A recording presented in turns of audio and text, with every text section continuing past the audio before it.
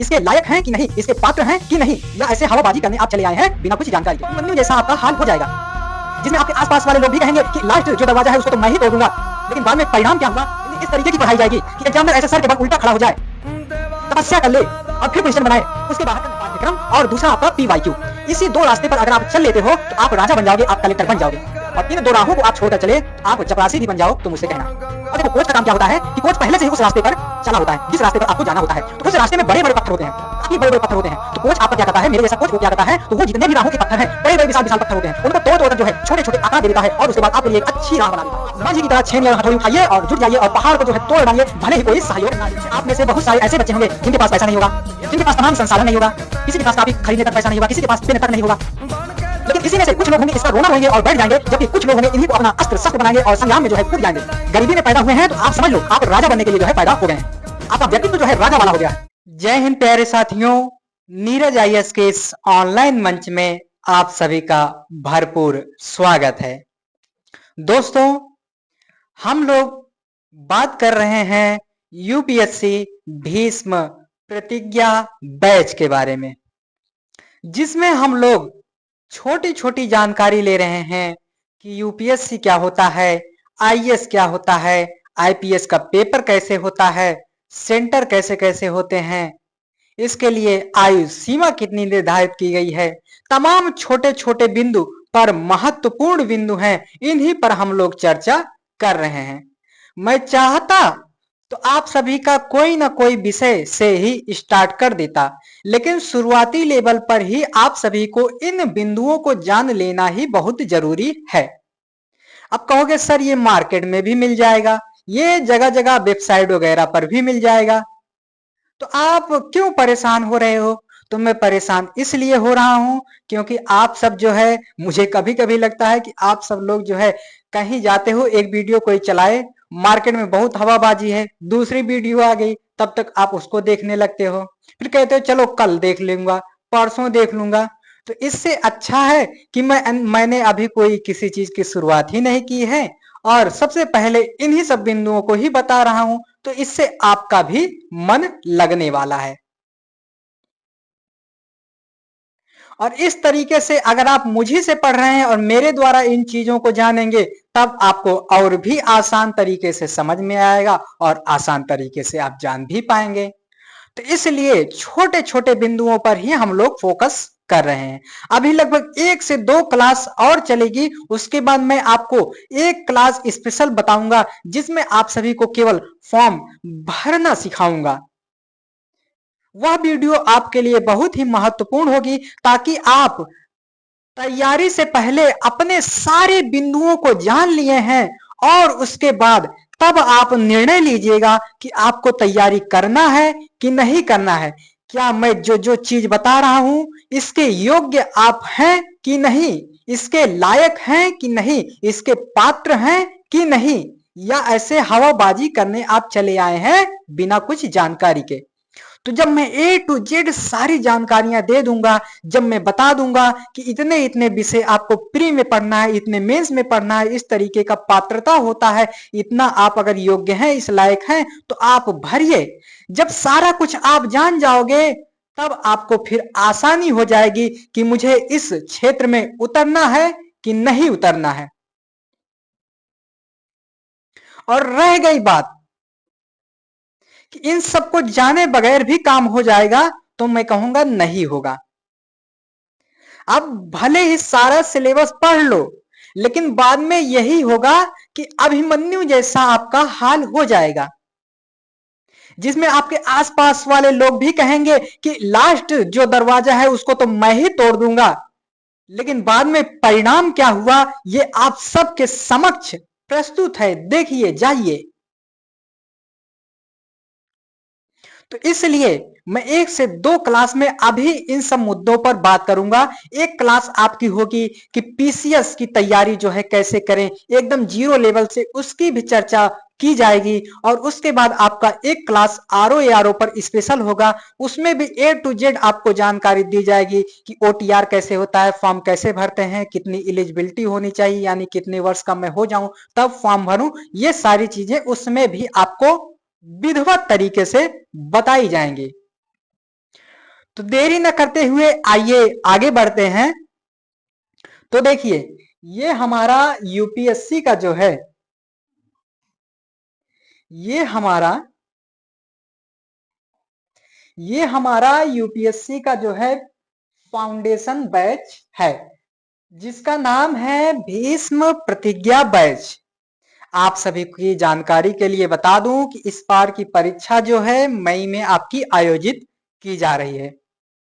जो इस बार भी पीटी देना चाहते हैं उनके लिए भी ये महत्वपूर्ण हो जाएगा, बट कैसे, जितने इसमें विषय हो जाएंगे वह सभी इस बार भी महत्वपूर्ण होंगे, और यह चलेगा आपका 26 और 27 तक। यह एकदम निःशुल्क है। उसके बाद आगे बढ़ेंगे, ये आपका यूपी पीसीएस स्पेशल, जो कि 26 और 27 वाले जो हैं वह इसके लिए इंतजार करेंगे। इसका नाम है आपका सारथी बैच। यह आपका 2026-27 तक आराम से चलेगा। चीजों को एकदम मजे ले लेकर पढ़ेंगे। कोई भी विषय ऐसा नहीं लगेगा कि आपको समझ में ना आया हो। चीजों को अच्छी तरीके से, मस्त तरीके से बताया जाएगा। ये भी आपका एकदम निःशुल्क है बच्चे। और उसके बाद ये पीसीएस और आरओ दोनों को समाहित किया गया है। इसमें 25, 26, 27 वाले भी आराम से जो है बैठ सकते हैं, इसकी क्लासें कर सकते हैं। इसकी कई क्लासें चल भी गई हैं, जिसमें मैंने इतिहास से शुरू कर दिया है, और इतिहास को जो है एकदम शुरू से जीरो लेवल से एकदम विधिवत तरीके से बताया है। आप जाकर देखिए और क्लासों का जो है इंजॉय कीजिए। और उसके बाद अगर कोई भी त्रुटियां, कोई भी कमी रह जाती है तो आप निसंदेह जो है कमेंट करिए, उसको सुधार किया जाएगा। क्योंकि जन्म से ही कोई सीख कर नहीं आता है, इसी धरा पर ही सीखता है, और फिर अंततोगत्वा इसी धरा में जो है विलीन हो जाता है। तो जन्म से कोई सीख कर नहीं आता, सब यही सीखते हैं। आप अगर कंपेयर करोगे किसी से, यानी कि जिस संस्थान से, जिस व्यक्ति से आप हमारा कंपेयर अगर करना चाह रहे हो, तो उस व्यक्ति का पहले बैकग्राउंड देखो कि उसने कितने वर्षों तक उसके पहले मेहनत की है, तब जाकर वह सफल है, उसका नाम हो पाया है। और हम लोग तो अभी 2-4 साल से ही इस क्षेत्र में उतरे हैं। तब इस सब बात को जान लो, तब आप कंपेयर करने जाओ। और रह गई बात पढ़ाने की, तो पढ़ाने में भैया कोई भी कोताही नहीं की जाएगी, कोई भी कमी नहीं की जाएगी। भले ही यह जो है बैच फ्री है, लेकिन इसको जो है एकदम स्टैंडर्ड लेवल पर पढ़ाई कराई जाएगी। भैया आप सभी पढ़िएगा, देखिएगा, फिर उसके बाद ही बताइएगा। मैं यहाँ चिल्ला चिल्ला कर हवाबाजी करूं तो ये कोई मतलब नहीं होगा। आप पढ़िएगा तभी बताइएगा। और चीजों को आप देख रहे होंगे कि समझाने वगैरह का तरीका कितना जीरो लेवल से है। तो ये भैया ब्रह्मास्त्र है, जिसमें यूपी पीसीएस और आरओ दोनों है। ये भी आपका जो है फ्री है। उसके बाद देखो, ये 7-7 बच्चे जो है कमेंट करते रहते हैं कि सर एनसीईआरटी पढ़ना चाहिए कि नहीं पढ़ना चाहिए, एनसीईआरटी कैसे पढ़ें, किस तरीके से पढ़ें। तमाम उनके मन में जो है समस्याएं, दिक्कत रहती हैं। तो एनसीईआरटी फाउंडेशन बैच भी आ गया है, जिसका नाम है अर्जुना बैच। तो इससे भी आप जुड़ जाएं। इसकी भी खास विशेषता यह है कि यह भी आपकी निःशुल्क है। तो ये भी है। और ये आपका 25, 26, 27, देखिए एनसीईआरटी जो है किसी वर्ष विशेष के लिए नहीं है। एनसीईआरटी आपके जीवन में हमेशा ही काम करती रहेगी, आपको हमेशा ही राह दिखाती रहेगी। तो इसके लिए बच्चे आप निश्चिंत हो जाइए, और एनसीईआरटी आपके हमेशा काम आने वाली है। एनसीईआरटी जो आपके छोटे छोटे पुछल्ले शब्द रहते हैं, इन सभी डाउट को जो है खत्म करती है, क्लियर करती है। ये हो गया। इसकी भी खास विशेषता यह है कि यह भी फ्री है बच्चे। तो देखो बच्चे, आपके पास जो है कहीं कुछ भटकने की जरूरत नहीं है। ए टू जेड सब कुछ जो है यही मिलने वाला है। और रह गई बात सीसेट की, तो सीसेट के लिए मैं कोई टीचर ढूंढ रहा हूं। अगर जैसे ही वो टीचर मिल जाते हैं तो उनको भी लाकर लगा दिया जाएगा। और खास बात यह रहेगी कि सीसेट भी आपका कोशिश किया जाएगा, एकदम कोशिश किया जाएगा कि निःशुल्क ही रखा जाए। बाकी सीसेट के कुछ पार्ट जो हैं वह मेरे द्वारा करा दिए जाएंगे, वो भी निःशुल्क। लेकिन कुछ अन्य ऐसे भी पार्ट हैं जिनके शिक्षक की आवश्यकता पड़ेगी, तो उनको मैं कोशिश कर रहा हूं, ढूंढ रहा हूं। अगर मिल जाते हैं तो वह भी आपकी चिंता जो है एकदम समाप्त हो जाएगी। बाकी हिंदी वगैरह के लिए तो आप कोई टेंशन ना लीजिए। हिंदी इस तरीके की पढ़ाई जाएगी कि एग्जामिनर ऐसे सर के बल उल्टा खड़ा हो जाए, तपस्या कर ले और फिर क्वेश्चन बनाए, तो उसके बाहर का नहीं जाएगा। इस तरीके का मैटर जो है मैंने तैयार करके रख दिया है, बस आपको आपके सामने जो है उसे प्रस्तुत करना है। इसके लिए भी आप निश्चिंत हो जाइए। आप कहोगे सर ये क्लासें निरंतर क्यों नहीं हो पा रही हैं, तो इसके पीछे भैया रीजन है। आप सभी का ये अब चैनल है, ये चैनल अब आप सभी का है। अब आप सभी को इसके ऊपर जो है प्यार दुलार बरसाना है। आपका प्यार दुलार जितना ही अधिक मिलेगा, उतनी ही जल्दी जो है चीजों को, क्लासों को कराया जाएगा, यानी कि रोजाना आपकी निरंतर क्लासें होती रहेंगी। आप कहोगे दो तो तीन तीन विषय लगा दिया जाएगा, कोई दिक्कत नहीं, आराम से पढ़ाई कीजिए, लेकिन चैनल पर जो है प्यार दुलार बरसाइए। अपने दोस्तों में इसे ज्यादा से ज्यादा शेयर करिए और उनसे भी कहिए कि और आगे शेयर करें। इस तरीके का अगर आप चैनल पर प्यार दुलार बरसा देते हो तो चीजें, यकीन मानो दोस्त, बहुत बेहतर तरीके से कराया जाएगा और मार्केट में जितनी भी हवाबाजियां होती हैं सबको जो है एकदम दूर किया जाएगा। आपको ऐसा फील ही नहीं होगा, यानी कि आपको लगेगा ही नहीं कि ये बैच कैसा है। ऐसा लगेगा कि मैंने इसे बहुत ही पैसे देकर खरीदा है। इस तरीके का फीलिंग आपके अंदर जो है आएगा। इसके लिए भी बच्चे आप निश्चिंत हो जाइए। बस जरूरत क्या है, आप सभी के सपोर्ट की। क्योंकि रथ तभी आगे बढ़ पाएगा जब उसमें दोनों ही पहिए जो हैं सहायक रूप से आगे बढ़ें। एक पहिया अगर लगा दिया जाए और अपेक्षा किया जाए कि वह तीव्र गति से चले, तो तीव्र गति से नहीं चलेगा, बल्कि एक तरफ जो है रथ झुक जाएगा या गिर जाएगा। लेकिन वहीं अगर दोनों पहिया भी लगा दिया जाए, तब उसके बाद जो है रथ अपना दिशा जो है पकड़ लेगा और तीव्र गति, जितनी तीव्रता से ले जाना चाहो उतनी ही तीव्र गति से जाएगा बच्चों। ये हो गया। उसके बाद देखो, आयोग ने भी कुछ आपके लिए दिया है, गिफ्ट दिया है, यूपी पीएससी। ठीक है, यूपी पीएससी आयोग जो है उसने जो 2024 मेंस है उसकी तिथि जो है 29 जून से आपका क्लियर किया है। यानी कि जो 2024 मेंस की परीक्षा है वह आपकी 29 जून से होगी और उसके बाद जो आपका यूपी पीसीएस 2025 है, यूपी पीसीएस 2025 है, उसकी परीक्षा आपकी जो है 12 अक्टूबर से होगी। और वहीं अगर बात की जाए आरओ री एग्जाम की परीक्षा, तो मैंने इसके पहले भी कई वीडियो के माध्यम से आपको बताया कि परीक्षाएं जो हैं इसकी कब होंगी या कब नहीं होंगी, तमाम बातें पीछे भी मैंने बताया, लेकिन आज भी फिर से बता दे रहा हूं कि आयोग ने जो है अनुमानित तिथि दी है कि 27 अप्रैल के बाद आपकी ये परीक्षा हो सकती है। ऐसी संभावना आयोग द्वारा जताई गई है, क्योंकि इस पर जो आंदोलन हुआ था, आंदोलन के बाद कमेटी बिठाई गई थी, उस कमेटी की अभी रिपोर्ट नहीं आई है कि परीक्षा एक दिन में होगी कि 2 दिन में होगी। इसीलिए अभी तक ये परीक्षा रुकी हुई है। और इस परीक्षा के रुकने का और भी कारण है, जैसे आपका कुंभ है, तो ये 27 अप्रैल इसलिए गया है कि क्यों कुंभ जैसे ही खत्म होगा उसके 2-4 दिन पहले से ही आपका सीबीएसई बोर्ड, यूपी बोर्ड की परीक्षाएं जो हैं होने लगेंगी, जिसमें सेंटर जो है प्रायः बिजी रहेंगे। इस कारण से भी यह परीक्षा अभी रुकी हुई है। यानी कि आपका जो है कुंभ समाप्त हो जाएगा और जो आपका यूपी बोर्ड और सीबीएसई बोर्ड की परीक्षाएं हैं वो समाप्त हो जाएंगी, तभी हो सकता है इसकी परीक्षा हो। इसलिए आयोग ने जो है 27 अप्रैल की तिथि को जो है एक आधार बनाया है, अनुमानित तिथि प्रस्तुत की है। तो ये हो गया। उसके बाद आगे बढ़ते हैं, अब अपने मूल विषय पर आते हैं। हम लोग देखिए यूपीएससी के विषय में रणनीति जो है अपनी बना रहे हैं। क्या बना रहे हैं बच्चे? यूपीएससी के विषय में जो है अपनी रणनीति, अपनी चर्चा को जो है देख रहे हैं।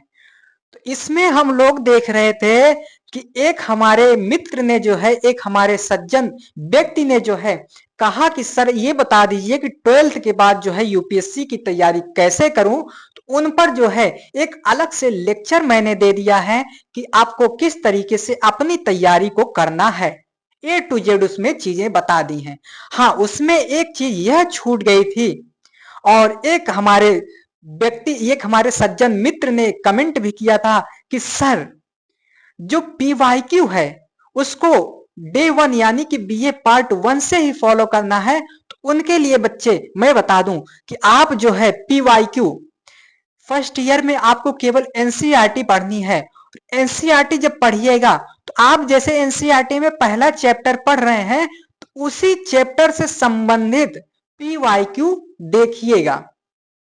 अगर उसमें आपको कहीं पाषाण काल दिख रहा हो तो पाषाण काल का आप पीवाईक्यू देखिएगा। सिंधु घाटी सभ्यता अगर कहीं आपको दिखे तो आप सिंधु घाटी सभ्यता का पीवाईक्यू देखिएगा। और ये भी देखिएगा कि प्रारंभिक परीक्षा में कैसे क्वेश्चन पूछे जा रहे हैं, मेंस परीक्षा में जो है कैसे क्वेश्चन पूछे जा रहे हैं, ये सब भी आप देखते चलना, क्योंकि यही दो आपके आधार हैं। पहला आपका पाठ्यक्रम और दूसरा आपका पीवाईक्यू। इसी दो रास्ते पर अगर आप चल लेते हो तो आप राजा बन जाओगे, आप कलेक्टर बन जाओगे। और इन दो राहों को आप छोड़कर चले तो आप चपरासी भी बन जाओ तो मुझसे कहना। यानी कि आपको तैयारी शुरू करने से पहले दिन से ही सिलेबस देखना है और पीवाईक्यू देखना है कि क्वेश्चन कैसे पूछे जा रहे हैं।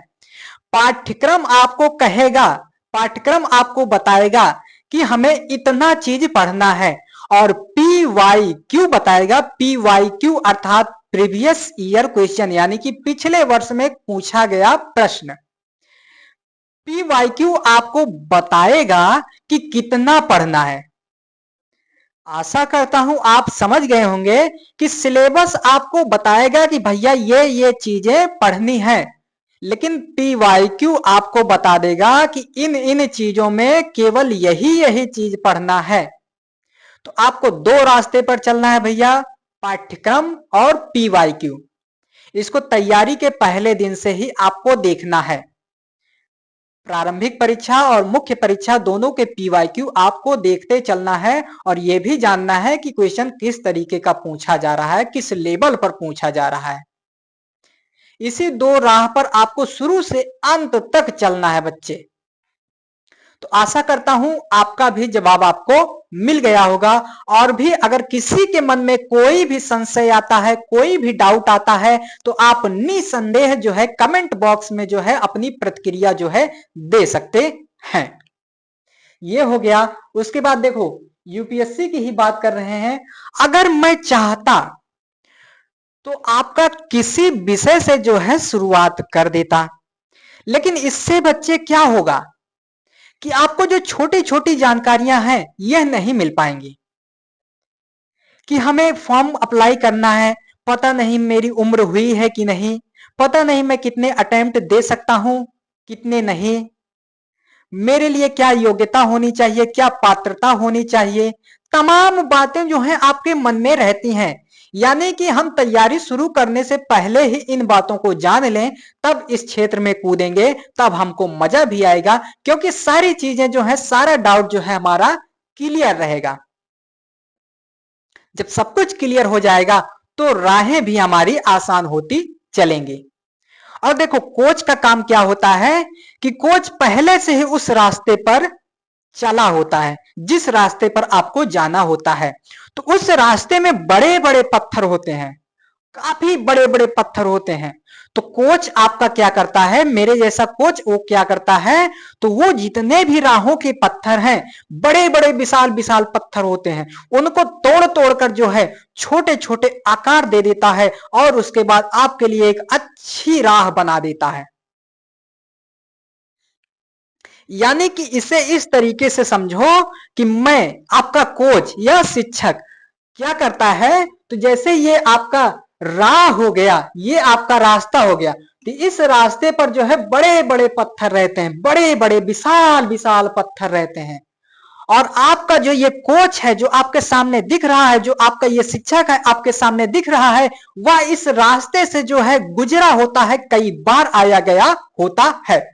तो वो क्या करता है, इन्हीं राहों को, अब जब ये बड़ा बड़ा पत्थर आपके सामने आएगा तो बच्चे आपको कुछ भी नहीं पता है इसके बारे में, इस क्षेत्र के बारे में, तो कोच क्या करेगा, इन रास्ते से वो आया गया रहेगा, तो इन राहों के पत्थरों को जो है तोड़ तोड़ कर छोटा छोटा कर देता है। और फिर उसके बाद जो है ये जब छोटे छोटे पत्थर हो जाते हैं तो तोड़ तोड़ कर इसी पर जो है आपका कोच जो है बिछा देता है। और जब बिछा देता है तो आपका जो मंजिल यहाँ है, लक्ष्य जो यहाँ है, यहाँ जो लक्ष्य है, और आप यहाँ लक्ष्य के लिए जो है प्रतीक्षा कर रहे हैं, तो आपका लक्ष्य जो है, मैंने राहों के पत्थर को जो है तोड़ तोड़ के छोटा कर दिया, राहें बना दिया आपके लिए। अब इस पर चलकर जो है जाना आपको ही है। हालांकि कुछ पत्थर अभी भी छूट जाते हैं, कुछ पत्थर अभी भी छूट जाते हैं, उन पत्थरों को जो है आपको ही तोड़ना पड़ेगा। आप अपने अंदर जज्बा लाइए कि अगर आपके किसी भी संबंधी को कुछ हो जाता है तो आप माझी की तरह छेनी और हथौड़ी उठाइए और जुट जाइए और पहाड़ को जो है तोड़ डालिए, भले ही कोई सहयोग ना दे। और आपको एक बात मैं यही बता दूं कि जब तक आपका स्ट्रगल टाइम है, जब तक आप इधर उधर भटक रहे हैं, जब तक आप तपस्या कर रहे हैं, जब तक आपकी तपस्या की दिन है, तब तक आपके आगे पीछे कोई आने जाने वाला नहीं है। ये कारवां तो आपके सफलता मिलने के बाद ही आता जाता है। यानी कि अगर आप सफल हो जाते हो, आपका कहीं सिलेक्शन हो जाता है, तो आपके आगे पीछे दौड़ने वाले बहुत लोग होंगे, बहुत लोग यहां तक कि आपको पापा बता देंगे, बहुत लोग ऐसा कहेंगे कि ये बंदा जो है मेरे सपने में आता था, और सपने में आता था तो वर्दी पहन के आता था। तो इस तरीके का जो है अपना रिश्तेदार तुम्हें बताने लगेंगे। लेकिन वही जब तक सफलता आपको नहीं मिलती तब तक वही आपसे मुंह से बात तक नहीं करेंगे, चाहे वो आपके अपने हो, रिश्तेदार हो, दोस्त हो, मित्र हो, हितैषी हो, कोई भी हो। जब तक आप असफल हो तब तक आप गधे हो, बेवकूफ हो, नालायक हो। और जहां आपको सफलता मिल जाएगी तुरंत आपको जो है लोग अपना बाप बताने लगेंगे। तो ये चीज भी आपको ध्यान में देना रखना होगा कि अब भी कुछ पत्थर जो है बड़े छूट जाते हैं, जिसको छेनी हथौड़ी उठाकर आप ही को तोड़ना है बच्चे। ये हो गया। उसके बाद देखो,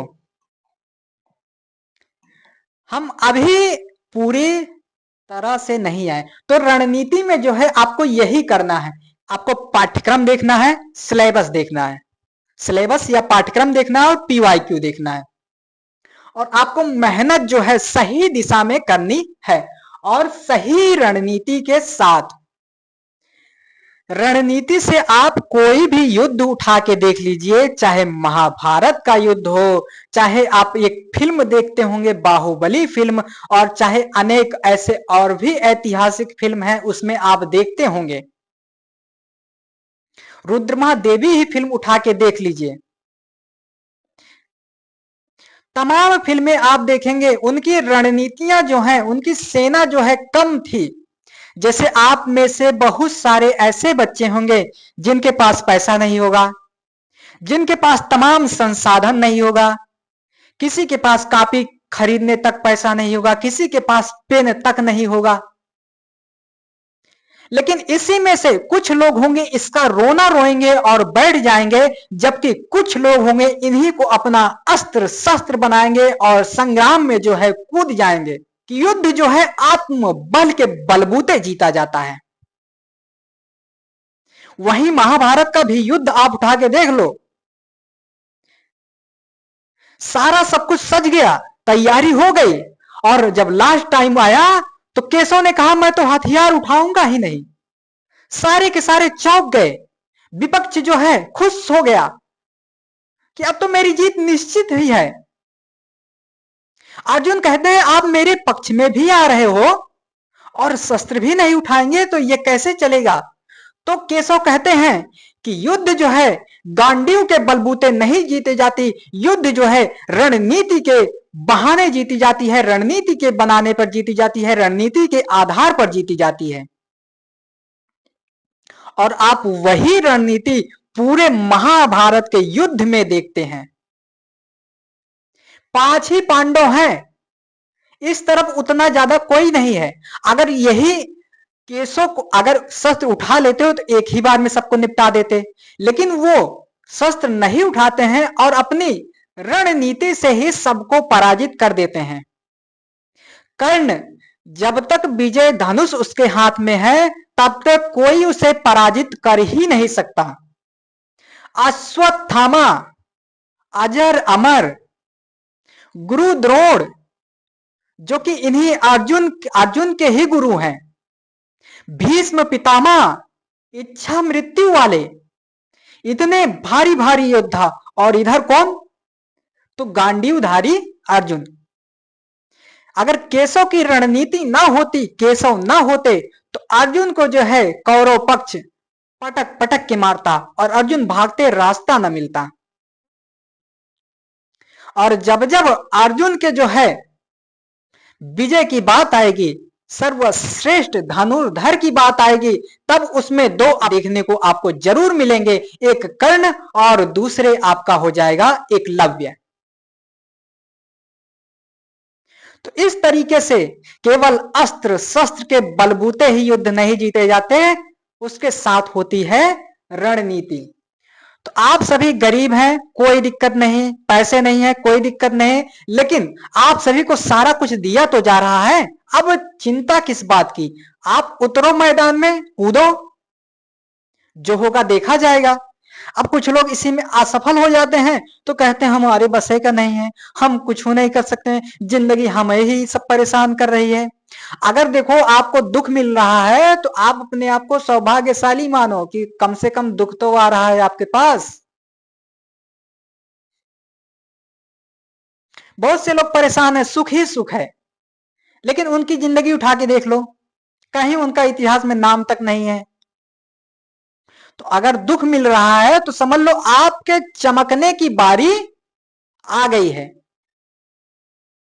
आपको कुछ बड़ा करने का जो है आपका मार्ग जो है खुल गया है। अगर आपकी किस्मत होती तो आप किसी राजा महाराजा के यहां पैदा हो जाते, लेकिन अगर आप गरीबी में पैदा हुए हैं तो आप समझ लो आप राजा बनने के लिए जो है पैदा हो गए हैं, आपका व्यक्तित्व जो है राजा वाला हो गया है। क्यों रोते रहते हो, आपके पास तो बहुत अच्छा मौका है, गरीब हो, हार गए तो कोई देखने वाला भी नहीं होगा, कम से कम लड़ाई तो किए तुम। कौन तुम किसी सल्तनत के जो है राजकुमार हो कि तुम्हारी सत्ता चली जाएगी हार जाओगे तो तैयारी कर रहे हो, नहीं हुआ।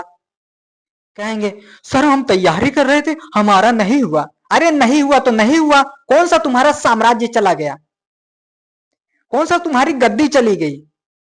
तो ये सब आप अपने दिमाग से निकाल दीजिए, आप केवल केवल तैयारी कीजिए। ये हो गया, तो आपको तैयारी जो है सही दिशा में सही रणनीति के साथ करनी है। और उसके बाद देखो, बिना पाठ्यक्रम और पीवाईक्यू देखे आप अगर तैयारी कर रहे हो तो आप समझ लो गधा हो, खुद को कहो मैं गधा हो, और ऐसे एक झापड़ मार लो खुद को। तो इसलिए आपको पाठ्यक्रम देखना है और पीवाईक्यू देखना है, ठीक है, पाठ्यक्रम देखना है और पीवाईक्यू देखना है, ठीक है। ये दोनों क्या करेंगे आपके सामने, तो ये आप मार्केट में चले जाओ, बहुत हवाबाजियां हैं, यूट्यूब पर सर्च कर लो आप कि यूपीएससी कैसे बने, मतलब कैसे बने आईएएस, आपको तमाम वीडियो देखने को मिलेगा। मात्र आधे घंटे में बने आईएएस, मैं पतंग उड़ाते हुए बन गया आईएएस, मैंने कुछ पढ़ा ही नहीं, मेरा लिस्ट में नाम आ गया। तमाम अफवाहें, तमाम हवाबाजियां आपको देखने को मिलेंगी, तो इन अफवाहों हवाबाजियों से बचकर रहना। बिना मेहनत किए कोई भी आगे नहीं गया है, और जो ये लोग तमाशा करते रहते हैं ये लोग फालतू के तमाशागीर हैं, फालतू का मार्केट में जो है हवाबाजी करते रहते हैं, तो इन लोगों से भी बचकर रहना। ये हो गया। देखो, मैं बता रहा था कि मार्केट में आप जाओगे तो अथाह समुद्र है, बंडलों बंडल, दर्जनों दर्जन इस संस्था के नोट्स, इस संस्था के जो है पीवाईक्यू तमाम आपको देखने को मिलेगा। तो पीवाईक्यू और आपका सिलेबस जो है ये इस भंडारे से जो है आपको बचाता है, यानी कि ये बचा लेता है कि आप जो है इन अफवाहों में ना पढ़कर जो है सही दिशा में अपनी तैयारी को करना। तो ये तमाम अथाह ज्ञान को अगर आप पढ़ना चाहो तो आपका जो पाषाण काल है, पाषाण काल के निम्न पाषाण काल पर ही ब्रांडेड ब्रांडेड जो है मोटी मोटी ग्रंथ किताबें लिखी गई हैं। अथाह ज्ञान का भंडारा उसमें भरा हुआ है। लेकिन क्या सारा पढ़ लेना है? तो नहीं, जितना आपके जरूरत हो पाठ्यक्रम की उतना ही आप पढ़ो। जिस तरीके का क्वेश्चन पूछा जा रहा है केवल उतना ही पढ़ो। अथाह भंडारे से आपको बचना है। तो ये बचाएगा कौन? तो आपका पीवाईक्यू बचाएगा और आपका पाठ्यक्रम बचाएगा। ये हो गया। और देखो, तमाम बहाने होते रहते हैं, बाद में पढ़ लूंगा, कल पढ़ लूंगा। तो कल किसी का आता नहीं है, बाद में पढ़ लूंगा अगर बाद में चला गया तो वो बाद ही में चला जाएगा। ऑनलाइन पढ़ाई की सबसे बड़ी खराबी जो निकल के आती है, बड़ा फेलियर निकल के आता है कि बच्चे जो है हमेशा अलसाए रहते हैं। उनको ऑफलाइन मिल जाए, ऑफलाइन कहीं से मिल जाए। तो ऑफलाइन के लिए आपको जो है घर और बेचिए आराम से, तब मिलेगा। तो कुछ बच्चे कहेंगे बाद में पढ़ लेंगे, लेक्चर वो बाद में देख लेंगे, कल देख लेंगे। तो कल कभी नहीं आता। आपको जो है इस चीज को त्यागना पड़ेगा। अगर आप किसी विषय को छेड़ दिए हैं, किसी लेक्चर को प्रारंभ कर दिए हैं, किसी टॉपिक को जो है शुरू कर दिए हैं, तो जब तक वो टॉपिक, जब तक वो लेक्चर जो है खत्म नहीं हो जाता तब तक आपको उठना नहीं है। फोन आता है, फोन तुरंत काट दो, फोन को साइड में फेंक दो, तब पढ़ाई करो। इसको भी आपको जो है त्यागना है बच्चे। उसके बाद जो आपकी अगली बात निकल के आती है, तो यूपीएससी जो है इसकी परीक्षा जो है, इसके 3 स्टेज होते हैं, 3 चरण होते हैं। पहला आपका रहेगा प्रारंभिक परीक्षा। प्रारंभिक परीक्षा आपका बहुविकल्पीय टाइप का रहेगा। जब ये परीक्षा आप पास कर लेते हो तो आपको अलग से फॉर्म अप्लाई करना पड़ेगा मुख्य परीक्षा के लिए। जब मुख्य परीक्षा पास कर लेते हो तो सेम प्रक्रिया इसमें अपनाई जाएगी। यानी कि मुख्य परीक्षा जो आपका होगा ये A to Z जो है लिखित परीक्षा होगी, इसमें आपको लिखना पड़ेगा। तो आप जब तैयारी शुरू करिए तो डे 1 से कम आधे से 1 घंटा आपको कुछ ना कुछ जो है लिखना है, और उसके बाद कम से कम 20 से 25 मिनट आपको कोई ना कोई न्यूज़पेपर वगैरह पढ़ना है। न्यूज़पेपर जब आप पढ़ोगे तो उसमें आपको पता चलेगा कि जो लेखक होता है, राइटर जो होता है, वह सरकार की तमाम आलोचनाएं करता है, लेकिन लास्ट तक आते आते जो है अपने बचाव के लिए वो ऐसी बहुत सारी बातें लिख देता है जिससे जो है उसकी जो ये चीज है वो छिप जाती है। बहुत शुरुआत में बुराई करेगा लेकिन लास्ट तक जो है वो चीजों को बदल देगा और जो है सरकार को जो है वहां प्रशंसा वगैरह करने लगेगा। तो उसको देखिए वो किस प्रकार से राइटिंग कर रहा है, किस तरीके से जो है चीजें कर रहा है। तो वो सारी जानकारियां आप प्राप्त कीजिए न्यूज़पेपर पढ़ के, कम से कम 10-20 मिनट तो रोजाना पढ़िए। इससे आप जो सीसेट होता है, सीसेट में बड़े बड़े आपके जो है कॉम्प्रिहेंशन वगैरह आते हैं, अन्य परीक्षाओं में जो है गद्यांश वगैरह आते हैं, तो बड़े बड़े रहते हैं, आप प्राय उन्हें पढ़ना नहीं चाहते। तो आप जब निरंतर पढ़ते रहेंगे तब भी यहां भी आपका काम आ जाएगा। तो ये चीजें हो गई। तो ये परीक्षा आपकी बच्चे लिखित होगी और ये आपकी जो है बहुविकल्पीय होगी, और इंटरव्यू में आपको बुलाया जाएगा, आमने सामने बिठाकर आपसे प्रश्न प्रश्न जो है दागे जाएंगे और आपको उसका उत्तर देना होगा। ये हो गया। ये मैंने क्यों बताया, इसको मैंने पहले भी बताया, यहां क्यों बता रहा हूं, तो आओ जानते हैं। देखिए, यूपीएससी जो होता है, यूपीएससी का जो नोटिफिकेशन आता है वह आपका जनवरी से फरवरी माह में आता है। जैसे इस बार जो है 2025 में 22 जनवरी को इसका फॉर्म आया, 11 फरवरी शाम 6 बजे के आसपास तक जो है इसमें अप्लाई कर सकते हैं। यानी कि सबसे पहले आपको जान लेना है कि फॉर्म इसका कब आता है। तो जनवरी से फरवरी माह में इसका फॉर्म आता है। पहली बात तो पहली जानकारी ये मिल गई आपको। और देखो मई में इसकी जो है परीक्षा होती है। इसके 3 चरण होते हैं, मैंने पीछे दिखाया। तो मई में जो परीक्षा होगी वह होगी आपकी पीटी की, यानी कि प्रारंभिक परीक्षा। तो मई में जो है यानी कि जनवरी से फरवरी के बीच में इसका फॉर्म आएगा, भरा जाएगा, और जब भर लेते हो तो आपकी जो प्रारंभिक परीक्षा है मई माह में होगी। और देखो मुख्य परीक्षा जो है सितंबर से अक्टूबर में होगी। राष्ट्रीयता रहेगी, इसमें आपको क्या भरना रहेगा, तो भारतीय भरना रहेगा। इसके अलावा भी है जो आप कमेंट करेंगे, मुझे लगता है कि लगभग इतने में ही समेट जाएंगे। अगर ऐसा कुछ सिचुएशन आता है तो मैं आप सभी कमेंट करिएगा, मैं बता दूंगा। तो ये हो गया। उसके बाद देखो, अब कहोगे सर इसके लिए आयु कितनी होनी चाहिए, उम्र कितनी होनी चाहिए। तो उम्र जो है लगभग आपको जो है 21 से जो है 32 वर्ष आपकी उम्र होनी चाहिए। 21 वर्ष से 32 वर्ष तक आपकी उम्र होनी चाहिए। ये आपका जो है सामान्य में हो जाएगा, यानी कि सभी की जो है कम से कम इतनी होनी चाहिए, सामान्य में जो है इतनी होनी चाहिए। तो सामान्य वालों का जो है 6 प्रयास बनता है। जनरल वाले जो हैं, जो जनरल वाले हैं उन्हें जो है 21 से जो है 32 वर्ष तक जो है मौका मिलता है। और उनके लिए जो है इसमें कितने प्रयास हैं, तो 6 प्रयास हैं। उसके बाद आप देखो SC ST आता है, इसको जो है 5 वर्ष की छूट मिलती है। जब 5 वर्ष की छूट मिलेगी तो 32 5 कितना हो जाएगा, आपका हो जाएगा 37। तो यह जो है 37 वर्ष तक अपना जो है अटेम्प्ट दे सकता है, प्रयास कर सकता है। इसका लगभग अगर जोड़ा जाए तो कम से कम ये 11 बार जो है पेपर दे सकता है, 11 बार परीक्षा में बैठ सकता है, जबकि ये 6 बार बैठ रहा है। वहीं अगर ओबीसी की बात की जाए तो ओबीसी को जो है 3 वर्ष की छूट मिलती है, वो भी किनको, जो नॉन क्रीमीलियर हैं।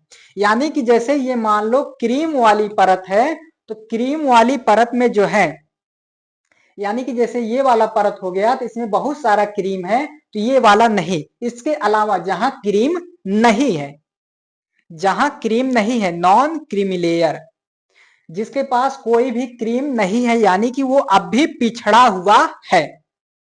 तो ऐसे में जो अन्य पिछड़ा वर्ग है ओबीसी, जो अभी भी पिछड़ा हुआ है, उसका जो 32 और 3 यहां वर्ष का छूट मिल रहा है, तो 32 3 35, तो 35 वर्ष तक जो है परीक्षा में वो बैठ सकता है। ये हो गया 37 वर्ष तक परीक्षा में बैठ सकता है, और इसके पास 11 अटेम्प्ट मिल रहे हैं, ये 35 वर्ष तक बैठ रहा है। तो इसका लगभग जो है 9 अटेम्प्ट देखने को मिल रहा है, 9 बार प्रयास ये कर सकता है।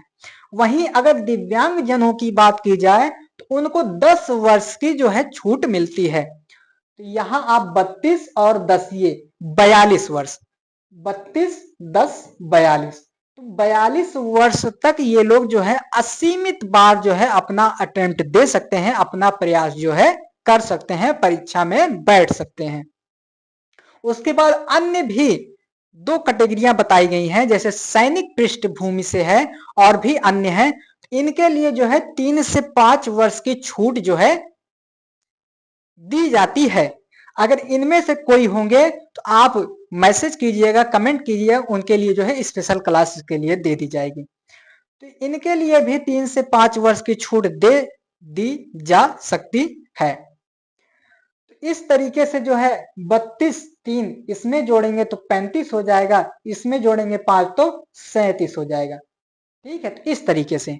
अब कहोगे सर एज कब से काउंट होगी, तो एज आपका जो 1 अगस्त है, 1 अगस्त को अगर आप 21 वर्ष के हो जाते हैं, मेरी बात फिर से सुनिएगा, 1 अगस्त को अगर आप 21 वर्ष के हो जाते हैं तब आप इस परीक्षा में बैठ सकते हैं। अगर आपकी जन्म तिथि जो है 31 जुलाई की हुई, अगर आपकी जन्म तिथि जो है 31 जुलाई की है, यानी कि एक ही दिन बचा है 1 अगस्त में, तब आप जो है परीक्षा नहीं दे सकते। आशा करता हूं आप समझ गए होंगे कि आपकी उम्र जो है 1 अगस्त को 1 अगस्त को जो है 21 वर्ष की हो जानी चाहिए। अगर एक भी दिन कम है तो आप परीक्षा में नहीं बैठ सकते। ये आप जो है इस बात को गांठ बांध लो और इस बात को जान लो। अगर आपका जो है 21 वर्ष होने में एक दिन भी बचा है, यानी कि 1 अगस्त से पहले आप जैसे 31 जुलाई है 30 जुलाई है, तब भी आप परीक्षा में नहीं बैठ पाओगे। इस बात को जो है आप गांठ बांध लीजिए। आप कहोगे सर ये जन्म तिथि, ये उम्र का जो कलेक्शन है कहां से जोड़ा जाता है, किस मार्कशीट से जोड़ा जाता है? आप 10वीं लेवल की जो 10वीं बोर्ड की मार्कशीट जो है उसका या उसके समकक्ष कोई और मार्कशीट है तो उसके आधार पर जो है ये उम्र की तिथि जो है, आयु की तिथि जो है काउंट की जाती है। आपका 10वीं हो गया या उसके समकक्ष कोई अन्य प्रमाण पत्र, इसके आधार पर आपकी जो है उम्र जोड़ी जाती है। आप कहोगे सर मेरे पास जन्म प्रमाण पत्र है, जन्म की कुंडली है, उसके आधार पर मैं इतना छोटा हूं और इसमें इतना बड़ा हूं, तो क्या मैं जो है उसे लगा सकता हूं? तो वो सब जो है मान्य नहीं होगा। यानी कि अन्य कोई दस्तावेज अगर आप लगाते हो और उसके आधार पर अगर आप चाहते हो कि आपकी जन्म तिथि जोड़ी जाए तो ऐसा नहीं होगा। आपको 10वीं या उसके समकक्ष जिसमें आपकी उम्र रहेगी वही आपका काउंट किया जाएगा। आशा करता हूं आप सभी इन बातों को समझ गए होंगे। जब इतना आप समझ लेते हैं तो आगे की क्लासें जो हैं आपकी और भी आसान आपको लगेंगी। यानी कि आप जो है एकदम जीरो से ही जानकारी इकट्ठा कर रहे हैं। अभी एक क्लास आपका जो कैसे फॉर्म अप्लाई करना है उस पर मैं बनाऊंगा और उसके बाद फिर मैं आ जाऊंगा आपकी प्रारंभिक परीक्षा से। उसके बाद एक क्लास लगभग और बनाऊंगा, उसके बाद मैं आपकी प्रारंभिक परीक्षा पर आ जाऊंगा कि प्रारंभिक परीक्षा में कितने विषय होते हैं, कैसे कैसे चीजों को पढ़ाई करना है, तमाम बिंदुओं पर मैं बात करूंगा। फिर उसके बाद मैं मेंस पर आऊंगा, मेंस में क्या कैसे होता है उस पर, फिर इंटरव्यू वगैरह पर आऊंगा उस पर, फिर उसके बाद मैं एक एक पेपर के हिसाब से आपको चीजें समझाऊंगा। ये शुरुआती क्लासें अगर आप कर लेते हैं तो आपको बहुत सारा जो है अनुभव मिल जाएगा, बहुत सारी जानकारी मिल जाएंगी। आप सिलेबस को बिल्कुल भी नहीं पढ़े हैं लेकिन ये क्लासें कर लेंगे तो आपको लगेगा कि मेरी जो है 50% जो है तैयारी पहले ही हो गई केवल इन्हीं क्लासों से। आपको लगेगा कि केवल इन्हीं क्लासों से जो है, जो शुरुआती क्लासें हुई हैं, मेरी 50% यानी कि आधी तैयारी तो ऐसे ही हो गई इन जानकारियों के ही आधार पर। इस तरीके से चीजों को बताया जा रहा है। आप सभी ये पहली प्राथमिक कक्षाएं जो हैं इनको आप अच्छे से कीजिए। मैं ये तक बताऊंगा, जब प्रारंभिक परीक्षा पर आऊंगा तो बताऊंगा कि इतिहास विषय से कितने क्वेश्चन पूछे जा रहे हैं, इतिहास से ये वाला सेगमेंट है तो इससे क्वेश्चन कैसे पूछे जा रहे हैं, कैसे आपको क्वेश्चन करना है, कितने समय में करना है, कितने समय में कितना क्वेश्चन करोगे तो आप आगे जाओगे, कितना क्वेश्चन करोगे तो आपका फायदा होगा, कितना क्वेश्चन नहीं करोगे तो आपका घाटा होगा। तमाम बिंदुओं पर मैं बात करूंगा। और यही एक बात और नोट कर लीजिए, मैंने पहले भी आपको बताया था और अब भी जो है बता रहा हूं। इसके लिए योग्यता जो है आपका स्नातक होना चाहिए, स्नातक होना चाहिए, चाहे वो आर्ट हो, साइंस हो या बी कॉम हो, बीए हो, कोई दिक्कत नहीं, आप स्नातक पास होने चाहिए बस, इसके लिए आप जो है पात्र हो जाएंगे।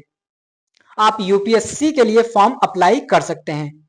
यही एक बात और निकल कर आती है कि सर यदि मैं स्नातक लास्ट ईयर में हूं और मैंने पेपर दे दिया है, मैं स्नातक लास्ट ईयर में हूं और मैंने पेपर दे दिया है, क्या मैं यूपीएससी की परीक्षा दे सकता हूं? तो मैं कहूंगा हाँ, केवल प्रारंभिक परीक्षा। अगर आपने पेपर दे दिया है, यहां समझो, प्रारंभिक परीक्षा, अगर आप बीए लास्ट ईयर में हो, आपने पेपर दे दिया है और आपको लगता है कि जब तक मैं मेंस का फॉर्म अप्लाई करूंगा तब तक ये मेरा रिजल्ट आ जाएगा, अगर ऐसी सिचुएशन है तो आप जो है प्रारंभिक परीक्षा दे सकते हो। आपका अगर अपेयरिंग में है, आपने परीक्षा दे दी है और उसके रिजल्ट का इंतजार कर रहे हैं, तो आप जो है परीक्षा दे सकते हैं, लेकिन मेंस के टाइम तक आपका रिजल्ट आ जाना चाहिए। आप केवल और केवल प्रारंभिक परीक्षा ही दे पाओगे, लेकिन आपका जो है मेंस परीक्षा तक जो है आ जाना चाहिए रिजल्ट, तभी आप अप्लाई करना। नहीं तो पता चला आप सेकेंड ईयर में हो, आपका रिजल्ट नहीं आया और कुछ भी अभी परीक्षा भी नहीं हुई और आप यूपीएससी का फॉर्म जो है अप्लाई करने जा रहे हो, तो ऐसा जो है बिल्कुल भी मत करिएगा। आपने पेपर दे दिया, आपको लगता है कि मई जून जुलाई तक, मई जून तक आपका जो है आ जाएगा, तभी आप जो है अप्लाई करना। आशा करता हूं आप यह भी बात समझ गए होंगे। तो आज के लिए बस इतना ही, मिलते हैं अगले वीडियो में, तब तक के लिए धन्यवाद। जय हिंद। इसे अपने दोस्तों में ज्यादा से ज्यादा शेयर करें तथा चैनल को लाइक शेयर सब्सक्राइब करते रहें। बहुत बहुत धन्यवाद। जय हिंद, वंदे मातरम।